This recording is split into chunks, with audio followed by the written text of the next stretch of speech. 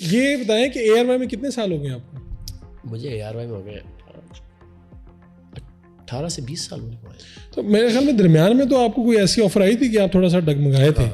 بول کی اور کروڑ روپے کی تھی آفر میں. 1 کروڑ روپے کا پیکج. میں آج بھی سوچتا ہوں کہ بڑی حیران کن آفر تھی اس وقت میں. آج بھی سوچتا ہوں کہ لے کیوں نہیں لیا میں نے. نہیں وہ میں پکا تھا. اگین میرے والد صاحب کا ایک جملہ تھا, اس نے مجھے روکا. تو وہ میں جب ان کو بتایا نا, کہتے سنا ہے کہ تم نے, وہ چھوٹا بھائی بتاتا رہتا ان کو کہ تو کہنے سنا تم نے سائن کر دیے. میں نے کہا جی میں سائن تو نہیں, پتہ نہیں, میں سوچ رہا ہوں کہ چلا جاؤں. تو کہہ رہے کیوں؟ میں نے کہا جی وہ 1 کروڑ روپیہ کا پیکج ہے. سگنس جو لیگزس کی گاڑی ہے سگنس وہ مل رہی ہے برانڈ نیو. ساتھ گھر کے استعمال کے لیے 2 کرولاز الگ ہیں, گارڈز کے لیے گاڑی الگ ہے. گارڈز کا 6 گارڈز تھے. گارڈز کے لیے یونیفارم جو ہے وہ دھل کے آیا کرے گا کمپنی کی طرف سے, استری ہو کے آیا کرے گا. گارڈز کا پانی اور کھانا الگ آیا کرے گا ڈیلی کی بنیاد کے اوپر. اچھا میرا گھر کا اتنا پانی, اتنا پیٹرول, یہ نہیں آپ کی جو آپ کو کیش ملنا ہے نا یا تنخواہ ملنی ہے وہ تو خرچ ہونا ہی نہیں ہے, ایسا لگتا تھا اس پیکج کے مطابق. سب کچھ آ جانا تھا, سب کچھ اس میں آ جانا تھا. تو میں نے کہا حق حلال کے پیسے ہیں, مینی خدا نہ خواستہ ایسا تو نہیں ہے کہ میں کچھ ضمیر بیچ کے تب تک تو نہیں ہے چیزوں کا اندازہ تھا. تو مجھے کہنے لگے یار بڑے لوگ تم سے نا پیار کرتے ہیں, بڑی عزت کرتے ہیں. میں بس نو وے کے لوگ کہنے کے یار ہے منڈا بھی وک گیا پیسوں کی خاطر. حالانکہ کوئی جذباتی سی بات تھی, لیکن پتہ نہیں مجھے کیا ہوا. میں نے کہا نہیں, میں نے کہا باجی نہیں میں بے فکر ہو جاتا نہیں جاتا. پھر اس میں جو ہے نا وہ سلمان اقبال صاحب کا ایک پڑا, وہ نیچے تھے گراؤنڈ فلور پہ, میں 3rd فلور پہ تھا ہمارا نیوز کا. اس وقت وہ لفٹ کام نہیں کر رہی تھی, تو سلمان بھائی نے مجھ سے ملنا تھا کہ وہ سے بات کریں کہ بیٹا جانا ہے نہیں جانا ہے. تو سلمان بھائی کہنے لگے میں اوپر ہی آ جاتا ہوں ماد بھائی کو. تو وہ اوپر آئے مجھ سے ملنے کے لیے. تو مجھے یہ حیا ہی مار گئی کہ یار سلمان بھائی مجھے روکنے کے لیے, مجھ سے بات کرنے کے لیے نا وہ 3 فلور چڑھ کے آئے ہیں سیڑھیاں. وہ ہمارے تو مطلب انہوں نے زندگی میں بڑے احسانات ہیں, ان کی وجہ سے اللہ نے یعنی یہ ایک ایسا موقع تھا جہاں پہ آپ کو لگا تھا کہ یار ٹھیک ہے.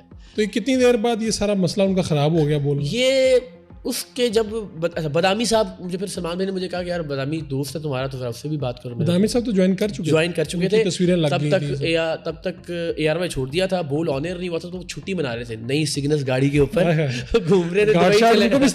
وہ دبئی جی سر بالکل. ہم دونوں کو سینئر ایگزیکٹو وائس پریزیڈنٹ کا عہدہ, exactly same offices same package. تو وہ دبئی چلے گئے, مزے کر رہے ہیں وہاں پہ. وہ 1 آدھ مہینہ شاید تنخواہ بھی لی انہوں نے. تو مجھے سلمان بھائی نے کہا, تو میں نے وسیم صاحب سے ریکویسٹ کی, دبئی تھے, میرے کو 1 گھنٹہ 36 منٹ ان سے بات کیا, ریممبر.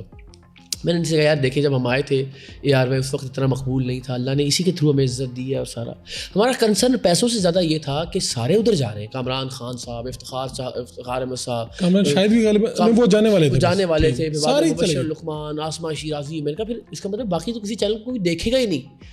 ویورشپ زیادہ بڑا کنسرن تھا, پیسے تو تھے ہی تھے جو تھے نا. تو یہ تھا کہ یار ہم تو پھر کہیں رہیں گے ہی نہیں نا ہم, یعنی وہاں نہ جانا یا اس بول کی طرف سے کسی کو نہ بلایا جانا بےزتی فیل ہوتی تھی کہ ہر بڑے اینکر کو بلا لیے تو اس کا مطلب میں بڑا ہی کر نہیں ہوں. یہ معاملہ زیادہ تھا. خیر میں نے وسیم صاحب کو کنونس کیا, وسیم صاحب نے کہا میں آتا ہوں. پھر ملاقات, پھر ایک ملاقات میں نے کروائی سلمان بھائی اور سب, میں نے کیا کروانی تھی, میں بیٹھا. پھر اگلی ملاقاتیں انہوں نے خود کی.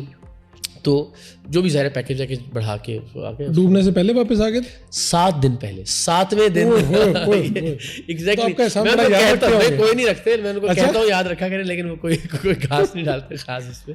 کئی لوگوں کو میں جانتا ہوں جن لوگوں نے سائن کیے اور انہوں نے کہا یار یہ تو جہاز ڈوب گیا یار. ہاں لیکن بدامی صاحب نے 7 دن پہلے آ کے کانٹریکٹ کر کے یار میں واپس جوائننگ دے دی, اور 7ویں دن بول ٹی وی جو ہے, اور ان کا پیکج وہاں پہ ڈبل ہو گیا ہے, اچھا ہو گیا. ظاہر ہے شاید اتنا نہ ہوا جو تھا وہ. تو مجھے میں نے ایسے کبھی ازراہ مذاق کوئی شکوا کر دیا. میں نے کہا دیکھیں 2 گھر کے بچے تھے, ایک چلا گیا جا کے واپس آ گیا, اس کو جو ہے نا وہ اعزاز کے ساتھ واپس بلائے گا. جو بیچارہ عزت میں رہ گیا تو اس کو میں نے کہا کچھ بھی نہیں. کہ ایسی ازراہ مذاق میں نے شغل میں اماد بھائی ہمارے, ان سے میں نے کہا, تو میں بھول گیا اس کے بعد وہ بات. اور میں نے کہا اب تو جس بنیاد پر میں پیکج بڑھانے کی بات کر سکتا تھا وہ بھی نہیں رہی, وہ بھی مسئلہ نہیں. ٹھیک ہے اللہ نے جو لکھا ہوا ہے. تو ادارہ اتنا شاندار ادارہ ہے کہ اس نے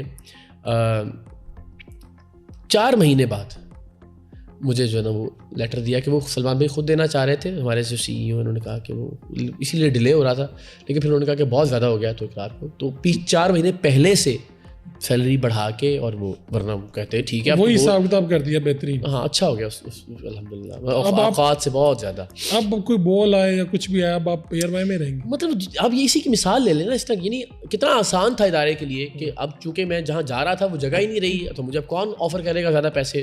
تو جو ایک سارٹ آف بلیک میلنگ ہوتی ہے وہ تو اس کا جواز ہی نہیں رہا نا. خدا نخواستہ میں کر نہیں رہا تھا، لیکن وہ ظاہر یہی ہوتا ہے نا کہ یار میں ادھر چلا جاؤں گا ورنہ پیسے. تو جب وہ جواز نہیں رہا اس کے باوجود بھی انہوں نے کر دیا، تو بڑی بات ہے. آپ سوچیں نا وہ کتنا ابھی ریسنٹ ٹائمز میں آپ دیکھیں جہاں اداروں کو تنخواہیں نہیں مل رہی ہیں، مہینوں کے ڈیلیز ہیں، اس میں الحمدللہ اے آر وائی نے سارے جو اپنے لوگ ہیں ان کا 60% 80% تک کا انکریمنٹ لگایا. تو یہ تو بہرحال یہ بڑی بات ہے. تو آپ کو لگتا ہے کہ کوئی اور چینل آپ کو افورڈ بھی نہیں کر سکتا، یعنی پیسوں کی بات نہیں کر رہا؟ ابھی ریسنٹلی مجھے ہوا ایک آفر، ایسا تو خیر شاید نہیں ہے، آفر ابھی بھی آ رہی ہیں کچھ مہینوں 4-5 ماہ پہلے. کنسیڈر ہی نہیں کیا آپ نے؟ نہیں، میں نے یہ یہاں تک بھی نہیں مناسب سمجھا کہ میں ادارے کو بتاتا. بعد میں ایسی ڈسکشن میں کبھی بات ہو گئی تو ہوگی، لیکن اس وقت میں نے نہیں بتایا.